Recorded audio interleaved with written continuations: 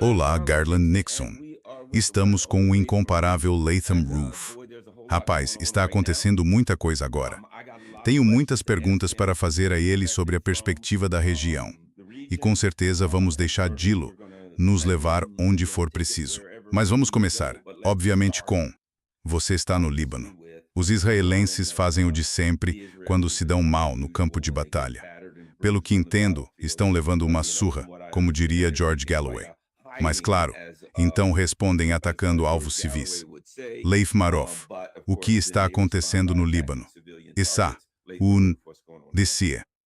Sim, definitivamente os sionistas já nos acostumaram a mirar escolas, hospitais, campos de refugiados, casas, matando crianças, mulheres e idosos. Isso é o que eles sabem fazer melhor. E, como você dizia, eles estavam apanhando no sul do Líbano, na fronteira. Portanto, decidiram agir com selvageria, como sempre. Atacaram um centro de socorristas no sul do Líbano, matando 13 paramédicos e médicos de uma vez. Isso agora eleva o número de trabalhadores de saúde que foram martirizados no sul do Líbano desde então. No início desta rodada da guerra, 12, 13 dias, o que for até cerca de 30 profissionais de saúde foram mortos. Houve ataques a vários hospitais, várias clínicas.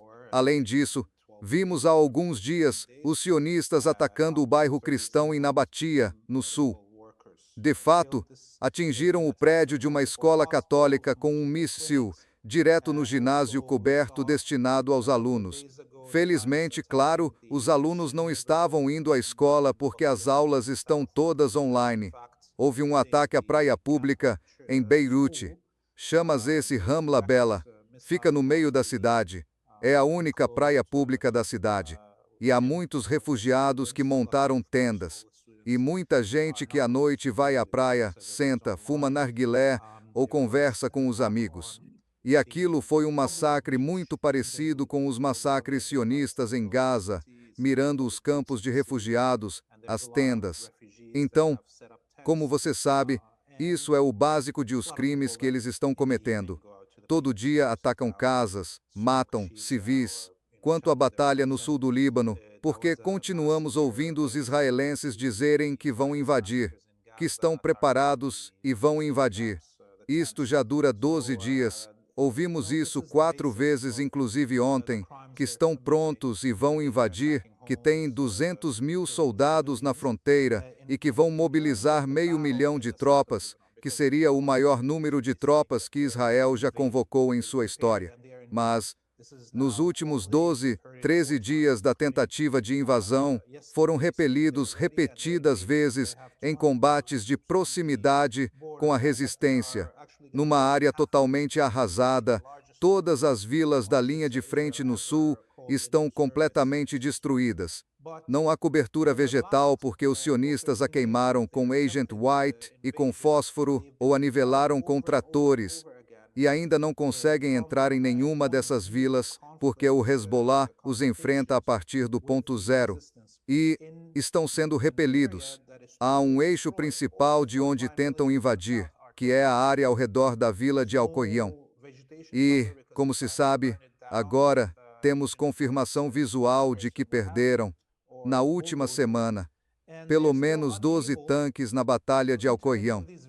Ontem começaram a lançar grandes quantidades de fósforo branco sobre Alcoião para tentar invadir novamente e ainda assim perderam e foram repelidos. Então, European Union, não acho que os sionistas tenham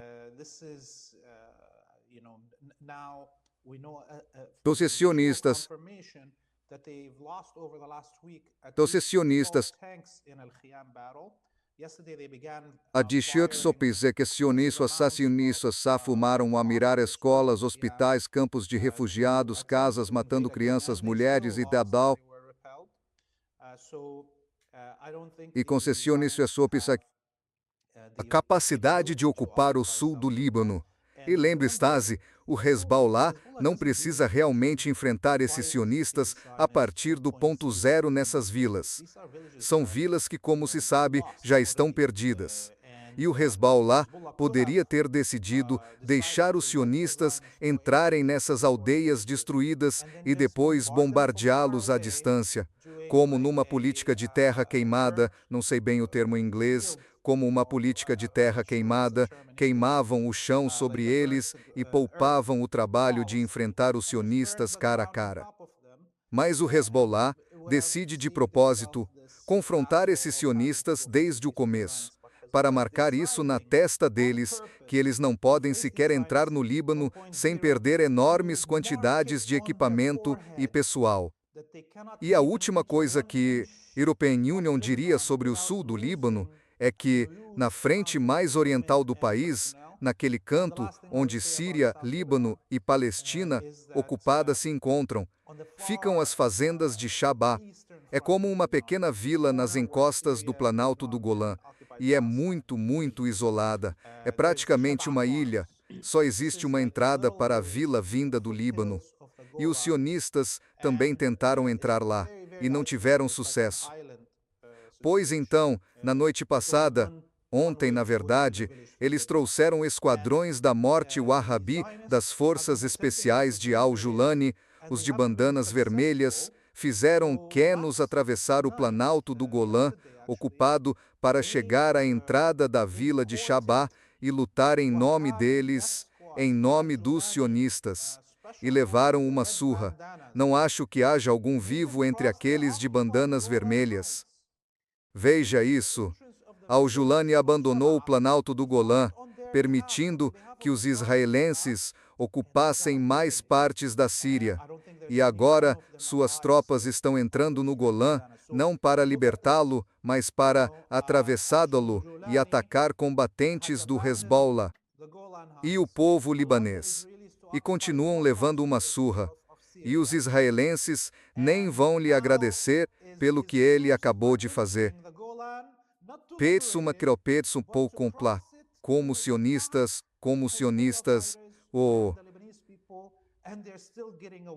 denta, de... Nossa. Pelo que entendi, há alguns protestos na Síria contra o governo de Al-Julani. Você ouviu alguma coisa sobre isso? Sim, há o início de protestos, porque agora Al-Julani promete defender quaisquer países contra o Irã. Ou seja, claramente ele está fazendo o trabalho dos sionistas e dos déspotas do Golfo. Mas, sabe, os esquadrões da morte Wahhabi, sob o comando de Al-Julani, somam pouco menos de 30.000 combatentes. Não há combatentes suficientes para formar uma força policial na Síria, nem sequer para dirigir o trânsito. Então, no minuto em que ele desloca essas tropas para as fronteiras com o Líbano, como está fazendo agora, seja na fronteira da Bekaa, ou, como expliquei, no Planalto do Golã, então não há literalmente ninguém que possa controlar as grandes cidades, nem as rodovias principais, nem as regiões. Assim que ele faz isso e retira parte das suas tropas das ruas, as pessoas ganham coragem para começar a se manifestar de novo. Outra coisa importante é que a Síria já vinha sofrendo com falta de petróleo, gás e eletricidade. E a maior parte do petróleo e gás que entrava na Síria vinha contrabandeada do Líbano com a aprovação do Hezbollah. Isso tudo acaba agora. O Líbano precisa do seu próprio gás e petróleo, já que as reservas estão acabando com o bloqueio ao transporte de petróleo e gás vindo do Golfo. Estamos vendo as condições de vida na Síria colapsarem ainda mais do que já eram um desastre. Quanto mais isso durar, maior a chance de uma revolta em massa na Síria. E a única coisa barata na Síria não é comida, são as balas. Todos os depósitos do exército sírio foram esvaziados e agora as armas estão por toda parte nas ruas. Devemos esperar que, se esta guerra continuar assim, E se Al-Julani realmente cometer a estupidez de tentar atacar o Líbano, haverá uma revolta em massa na Síria. E European Union, não acho que alguém possa salvar Al-Julani nesse ponto. Reportagem da Axios. Quero seu comentário sobre isso. Notícia dos bastidores. Li o artigo, então sei que é verdade. Nos bastidores, a guerra com o Irã é a primeira vez em que o estilo do Trump o torna incapaz de sair facilmente de uma situação falando ou improvisando. Discordo disso. Não é o estilo dele que o impede de sair dessa. Mas, de qualquer forma, alguns dos mais próximos dele sentem o que um funcionário descreveu como arrependimento do comprador. Acha que é uma preocupação crescente de que atacar o Irã foi um erro? Estão levando uma surra?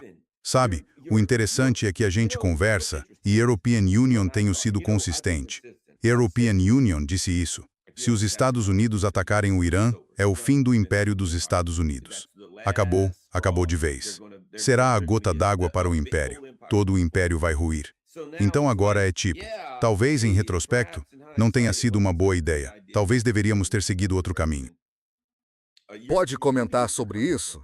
Quero dizer, obviamente, o estilo do Trump sempre foi confundir a audiência. Esse é o estilo dele. Ele mudava de posição, introduzia assuntos que nem faziam parte da pergunta e simplesmente confundia o público nos Estados Unidos. E isso funcionava para a maioria, mas agora há uma verdade óbvia e inegável. Todo mundo está vendo a destruição de bases americanas na região e a continuação dos ataques com mísseis e drones do Irã contra os vassalos dos Estados Unidos.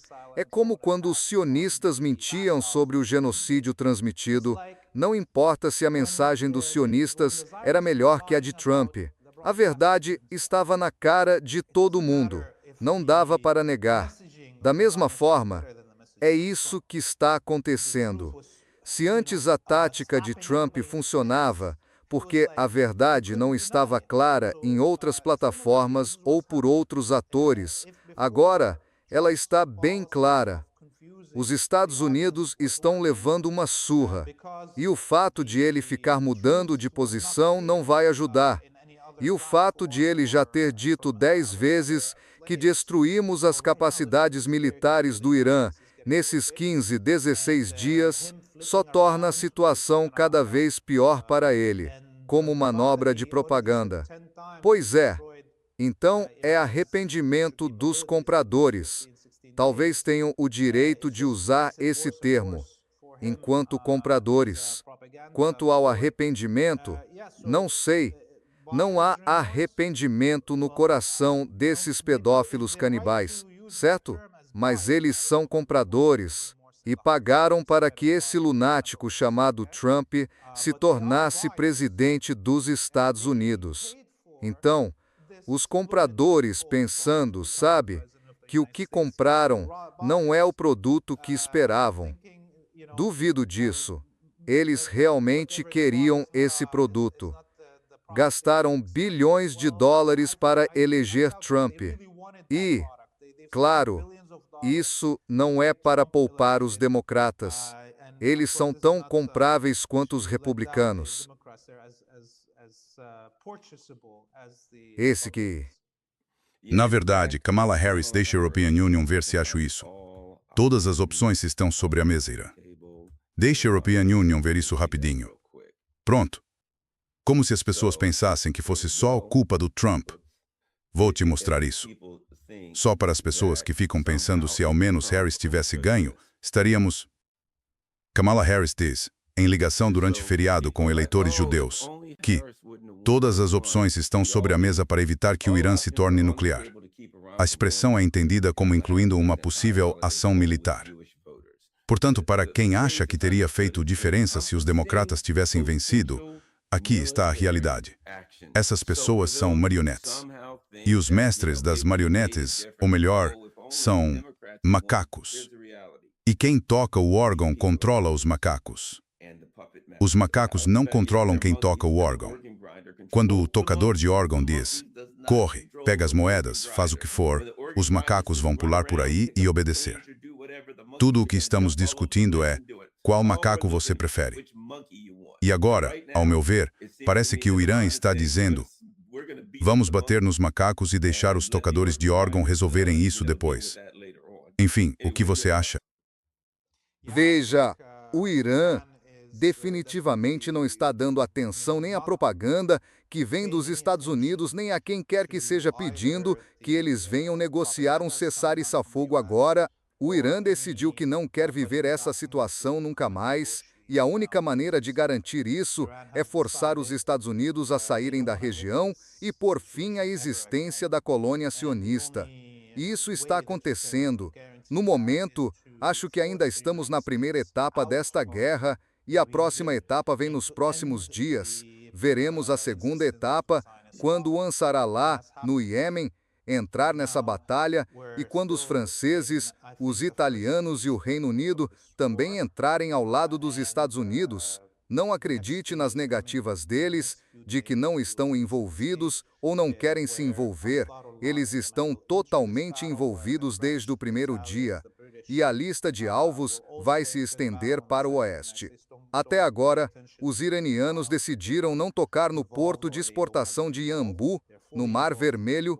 Yanbu é a principal refinaria e ponto de exportação do petróleo saudita no Mar Vermelho, onde agora os Emirados Árabes Unidos, o Catar e o Bahrein estão bombeando seu petróleo e gás por esses oleodutos até o Mar Vermelho, e a Arábia Saudita continua exportando, mesmo com todo o colapso e a alta nos preços do petróleo. A Arábia Saudita ainda exporta pouco menos de 90% do seu petróleo pelo porto de Yanbu, e até agora o Irã foi gentil e não o atacou. Mas, no momento em que o Iêmen entrar, quando mísseis e mísseis de cruzeiro e afins começarem a ser disparados do Mar Vermelho contra navios da Organização do Tratado do Atlântico Norte ou contra o Irã, aquele porto será destruído, e o Ansarallah, no Iêmen, vai fechar o Bab al-Mandeb. Aí deixará de ser só uma questão de petróleo. A questão passa a ser todo o comércio. Tudo o que vier da Europa para o leste asiático ou do leste asiático para a Europa terá de contornar toda a África. Esqueça o petróleo e o gás que saem do Estreito de Hormuz. O fechamento do Bab al-Mandeb significará o colapso total das capacidades de exportação da Europa. Presumo que os iemenitas deixarão os navios chineses passarem, como os iranianos têm feito, então eles não vão prejudicar a economia chinesa, mas definitivamente os europeus vão ter de choramingar como os porquinhos que são. Se você quer ser um porquinho numa fazenda de animais comandada por pedófilos e canibais, então tem de ser tratado como um porquinho pelos outros fazendeiros, certo? E European Union, acho que a próxima etapa será a expansão para o oeste, em direção à costa ocidental da Arábia Saudita e rumo a Chipre. Acabamos de ouvir o primeiro-ministro do Reino Unido afirmar que o Reino Unido tem 3 esquadrões de caças em Chipre e vários destroyers lá para defender a organização do Tratado do Atlântico Norte e assim por diante. Bem, está na hora de eles serem destruídos e... Benson Salah, Marutu do ONU, Noni, Marutu, Mani,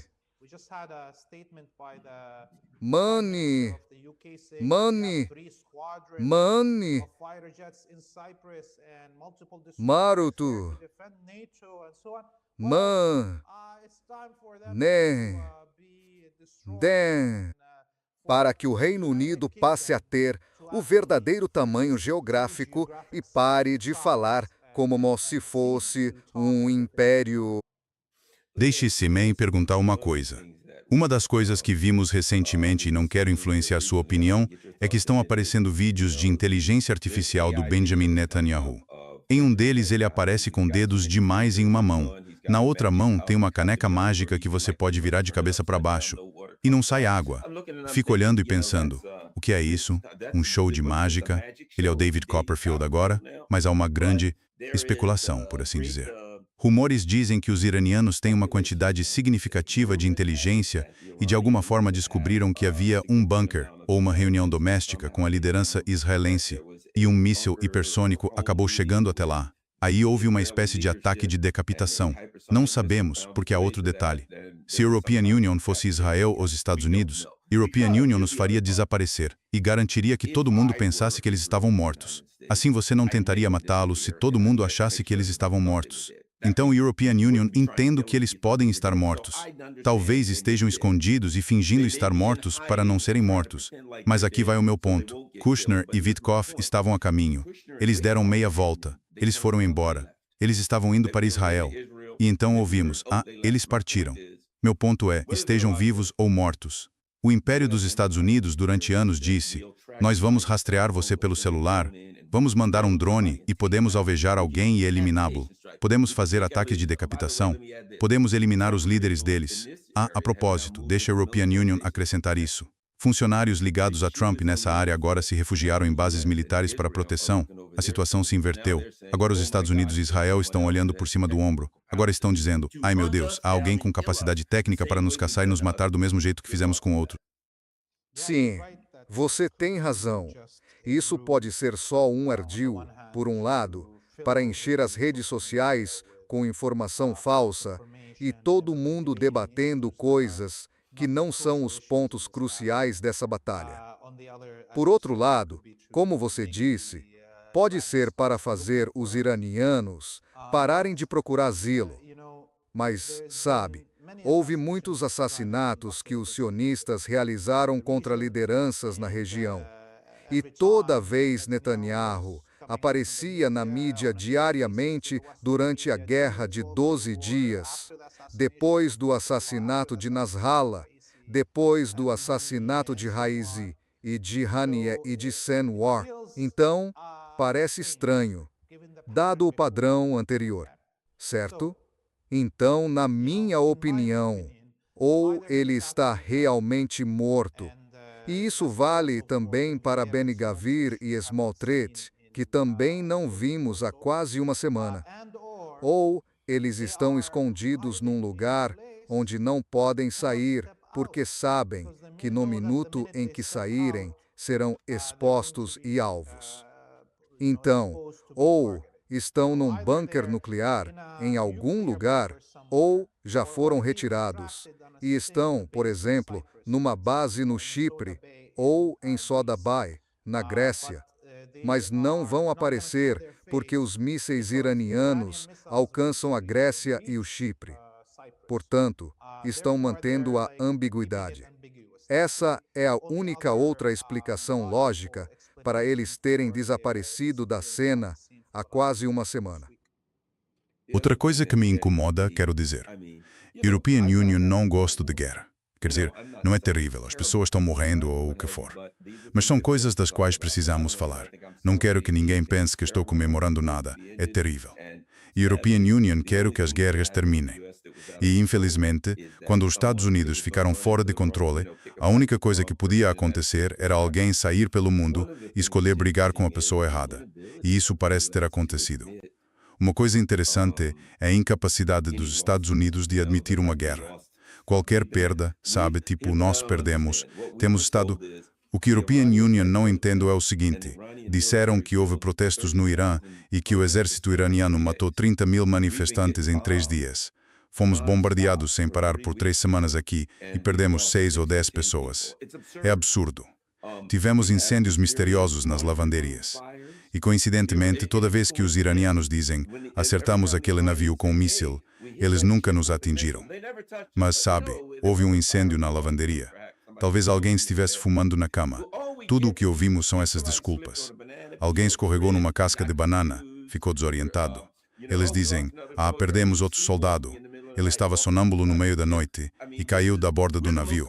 Quero dizer, somos o exército mais azarado da Terra, mas o Irã nunca nem chega a nos tocar. Acho que isso está começando a ficar preposteroso. Sim. Sim. Quero dizer, aqueles caças no convés dos porta-aviões simplesmente, você sabe, caíram ao mar.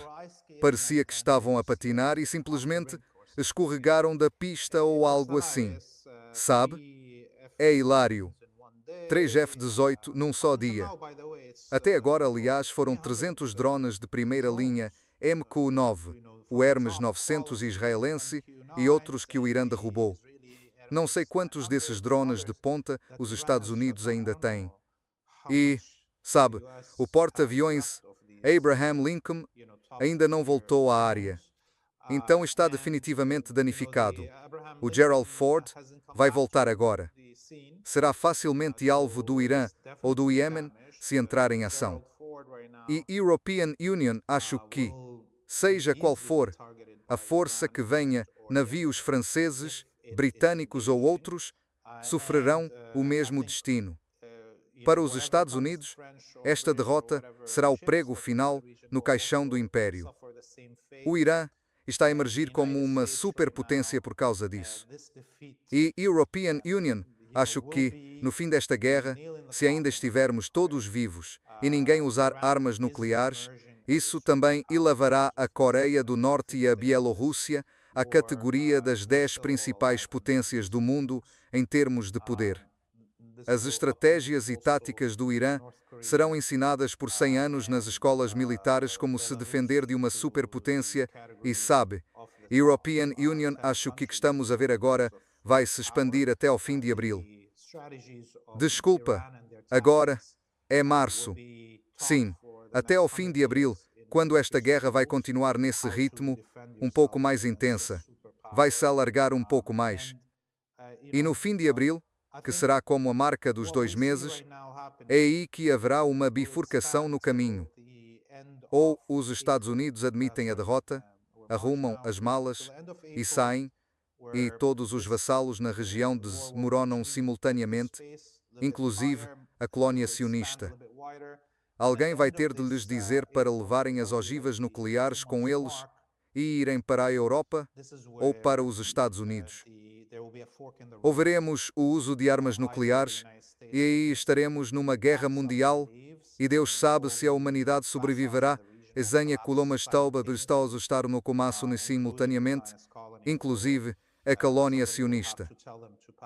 Alguém vai ter de lhes dizer para levarem as ogivas nucleares com eles e irem para a Europa ou para os Estados Unidos. Ou veremos o uso de armas nucleares e aí estaremos numa guerra mundial e Deus sabe se a humanidade... Sim, acho que tens razão. Acho que o interessante são as dinâmicas de resposta nos Estados Unidos. E é isso que a European Union tem dito sobre uma guerra mundial. Não sei como é que conseguiriam fazê-lo. Quer dizer, se quisessem fazer uma guerra mundial ao estilo tradicional, se tentassem convocar para o serviço militar obrigatório, a European Union, já digo isso há tempos, e especialmente agora, se tentarem aqui, este país vai pegar fogo. Não há hipótese de que esses jovens lutem por Israel. Eles já estão a gritar. Há militares a dizer, como posso ser objetor de consciência? Como é que a European Union sai disso? O governo afastou-se tanto do povo americano que qualquer tentativa de arrastar a população para uma guerra desastrosa resultaria num colapso económico do governo aqui, que a European Union acho que virá de qualquer maneira. Vemos o mesmo na Europa, onde a liderança europeia e a liderança nos Estados Unidos estão tão distantes do povo europeu e americano. Eles simplesmente já não se importam com o povo. O povo não tem voz. Isto é puro, não sei como chamar, mas fascismo. Mas o que a European Union diria a seguir é isto. Se tentassem transformar isto numa coisa do tipo vamos convocar gente e começar uma guerra, haveria uma implosão interna, um colapso interno. E a European Union acho que esse é o rumo que estamos a tomar. Algum tipo de colapso ou implosão interna. É a direção que estamos a seguir. Se as pessoas acordarem e a gasolina estiver a 10, 12 dólares por galão nos Estados Unidos e, na Europa, não houver gasolina que possam comprar a qualquer preço, em algum momento haverá uma implosão interna.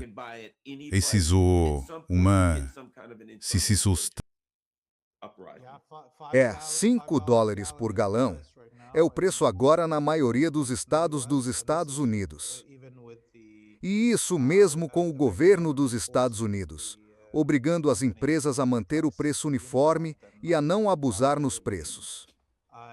E ainda assim, como a European Union disse, 90% das exportações da Arábia Saudita continuam sendo autorizadas pelo Irã a passar pelo Mar Vermelho. Então, acho que o preço do barril pode subir para $250 por barril nas próximas 2 ou 3 semanas, se isso continuar. Os preços, claro, de todos os alimentos e de tudo que contenha algum subproduto do petróleo. As pessoas não percebem que não é só a gasolina ou o diesel do seu carro. É toda a tinta da sua casa, qualquer revestimento na madeira, no computador portátil, os plásticos. A lista é interminável. Fertilizantes, uma lista interminável de coisas que vêm dos subprodutos do petróleo e que vão atrapalhar cadeias inteiras de produção. Quem vai colher as plantações, o trigo, o milho e assim por diante? Vão permitir a entrada de todos os mexicanos que deportaram dos Estados Unidos para colher? O que está acontecendo aqui? Então não, a situação é grave. E European Union, acho que o Irã deveria pressionar mais. Sabe, há 100 anos, não houve uma única revolução em nenhum país ocidental. O público ocidental, apesar de ser contra o genocídio em Gaza, a grande maioria ficou apenas sentada assistindo ou saiu para manifestações ridículas que não fazem nada. E o público ocidental viu suas elites serem expostas, como pedófilas, canibais, satânicas, e permaneceu inerte, sem fazer nada.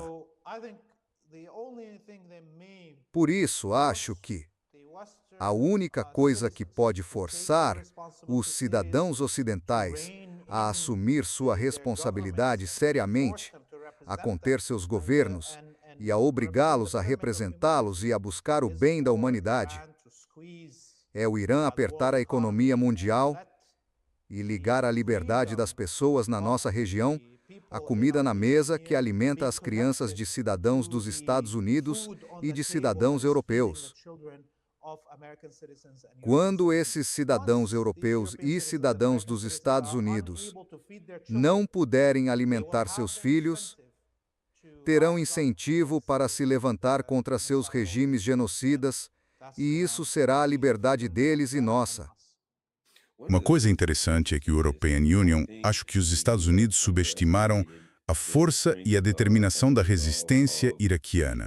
Sabe, aparentemente eles têm algum tipo de sistema de defesa aérea altamente técnico e potente. Li que aparentemente derrubaram um F-15 recentemente.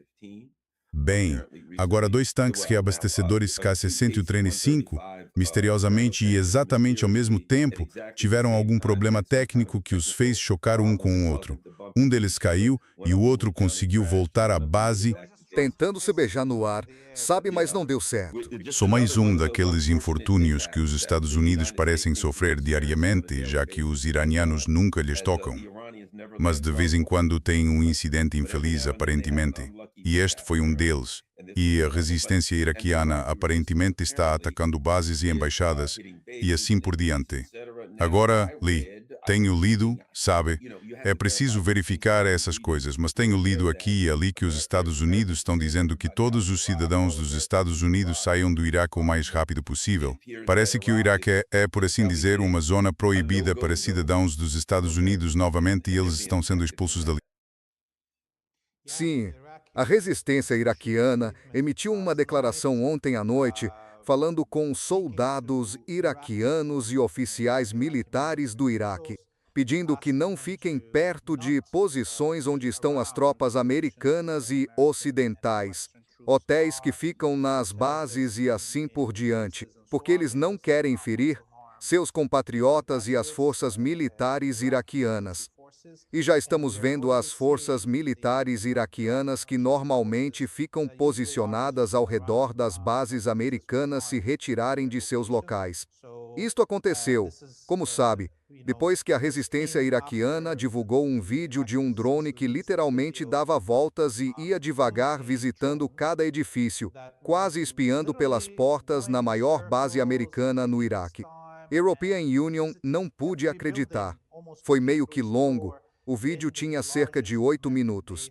Ele sobrevoava toda a base, subia e descia, parecia olhar para as portas principais dos alojamentos e assim por diante enquanto voava. E então fizeram essa declaração: a resistência iraquiana. E assim sabemos que os drones que a resistência iraquiana está usando irão atingir seus alvos com facilidade. E as bases americanas e israelenses, e as bases da Organização do Tratado do Atlântico Norte no Kurdistão iraquiano foram os principais alvos nos últimos 5 dias. Praticamente não resta nada delas. A principal base no aeroporto de Arbil, o consulado americano no Kurdistão do Iraque, todas as bases das milícias curdas que se reuniam para supostamente atacar o Irã também foram destruídas e alvo tanto da resistência iraquiana quanto dos iranianos. Também vimos os ataques à embaixada dos Estados Unidos em Bagdá, onde esses drones atingiram as instalações de radar e as defesas aéreas na área da embaixada. Então agora a embaixada dos Estados Unidos em Bagdá está meio desprotegida, podendo ser destruída a qualquer momento. E isso é uma das ações da resistência iraquiana. Outra coisa que eles fazem é enviar mensagens ameaçando al-Jolani na Síria. Se ele tentar invadir o Líbano, eles simplesmente invadirão a Síria. Tem facilidade porque ele teria recuado até o oeste da Síria, e as fronteiras sírias com o Iraque ficariam porosas e fáceis de infiltrar, e não haveria ninguém defendendo aquele flanco. Os Estados Unidos já se retiraram de lá. Acho que a resistência iraquiana tem um papel enorme, ainda mais crucial para o desenrolar desta guerra do que durante o genocídio em Gaza, quando também esteve envolvida. So I think there's a huge role for the Iraqi resistance, even more crucial to the development of this war than during the genocide in Gaza, when the Iraqi resistance was also involved in. Você ouviu alguma coisa sobre... já sei o que quero te perguntar. O Hezbollah. Ao longo do último período, desde o incidente do pager e o assassinato de Nasrallah, nos disseram que o Hezbollah foi completamente decapitado, que não tem mais nenhum poder, que os israelenses podem fazer o que quiserem. Sabe, havia uma narrativa de que o Hezbollah tinha acabado, que havia passado. E o Hezbollah disse: não, nós não acabamos. Estamos apenas escolhendo agir quando estivermos prontos. Parece-me que, de certa forma, foi vantagem para o Hezbollah fingir estar que tinha desaparecido. Por isso foi um grande choque para os israelenses quando o Hezbollah entrou na luta e começou a atingir Israel. Quero dizer, com facilidade, em alguns momentos sem drones e mísseis. Eles parecem tão poderosos quanto sempre foram. E isso foi um choque não só para os israelenses, European Union acho, mas também para muita gente na região e aqui, que talvez apoiasse a resistência, mas pensava que o Hezbollah estava derrotado. Para ser Liori assassino. Você está 100% certo. O Hezbollah jogou esse jogo de ambiguidade estratégica. E, claro, o golpe foi duro com os assassinatos que ocorreram durante a Guerra de 66 dias. Mas essa ambiguidade estratégica permitiu ao Hezbollah reorganizar suas estruturas e rearmar. Ao reorganizar suas estruturas, eles mantiveram a aparência de que os que já haviam sido expostos como líderes militares continuavam no posto, mas já havia substitutos e estruturas secretas em forma de células. Assim, o Hezbollah se reestruturou de um semi-exército para uma milícia de resistência em que tudo está em células secretas, o que fez com que, durante os 15 meses do cessar-fogo, todos os assassinatos realizados contra a liderança ou militares do Hezbollah fossem inúteis para os israelenses, porque esses indivíduos já haviam sido removidos de seus postos, mas fingiam continuar neles, e isso é muito importante. Outra coisa é que a quantidade de soberba dos sionistas ao final da guerra de 33 dias ou de 66 dias, desculpe, e o cessar-fogo ajudaram o Hezbollah os enganou. Mas porque eles estavam muito arrogantes, eles viviam a euforia por todas aquelas assassinatos e pelo maior crime de guerra da história moderna, no contexto bélico, que foram aqueles ataques com pagers.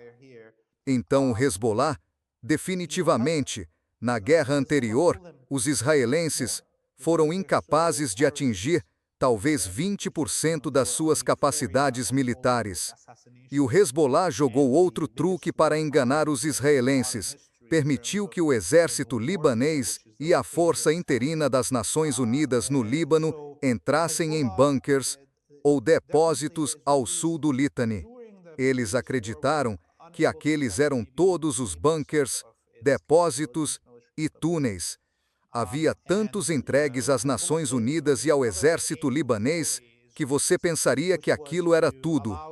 Mas, como vemos agora, o Hezbollah está surgindo debaixo da terra, debaixo dos pés das forças sionistas, em avanço, e tem um suprimento ilimitado de mísseis que chovem sobre os pontos de concentração do exército israelense no norte da Palestina, e está usando mísseis balísticos para atingir alvos ao sul de Haifa, inclusive as fábricas da Rafael Industries, onde grande parte das capacidades de drones dos sionistas é fabricada.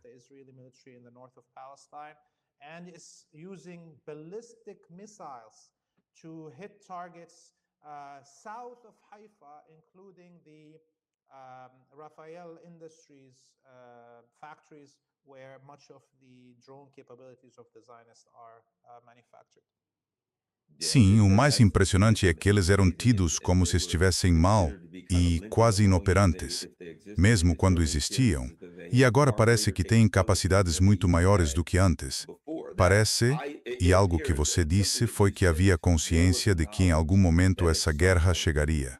Seria uma guerra regional. Reconheciam que, em algum momento, atacariam o Irã. E me parece que muitas das coisas que aconteceram e que avaliamos com base no que ocorria na época faziam parte de uma estratégia mais ampla. E toda essa estratégia dizia: sabemos que essa guerra vai chegar.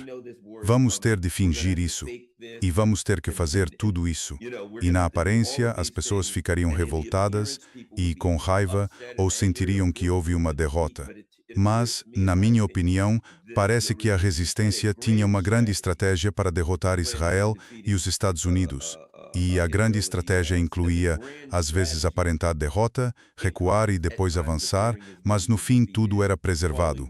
Talvez a European Union esteja pensando demais, mas me parece que havia uma grande estratégia aqui. Você não está pensando demais. Na verdade, você está reconhecendo os instintos por trás dessa estratégia. Sabemos, claro, que estamos todos muito tristes pela perda de vidas humanas e desses líderes desde 7 de outubro de 2023.